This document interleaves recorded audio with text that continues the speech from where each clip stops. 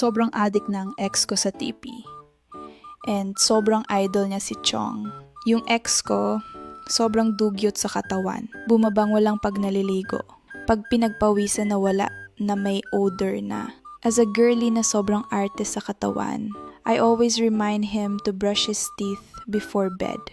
Then, dinadaan niya lang ako sa pagpapacute niya para makalagpas katamaran niya sa pag-toothbrush. Then, pinilit ko siya mag-toothbrush. And ang sinagot niya lang, si Chong nga di nagtutoothbrush. And I was like, huh? Anong kinalaman ni Chong sa pag-toothbrush mo?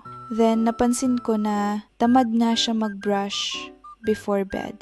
So, I'm always reminding him na mag-brush. Tas ang sinagot niya sa akin, idol ko kasi si Chong. Wala yan si Chong nga okay lang na di nagtutoothbrush. Di masisira teeth ko, tignan mo si Chong. Nasira na ba teeth niya?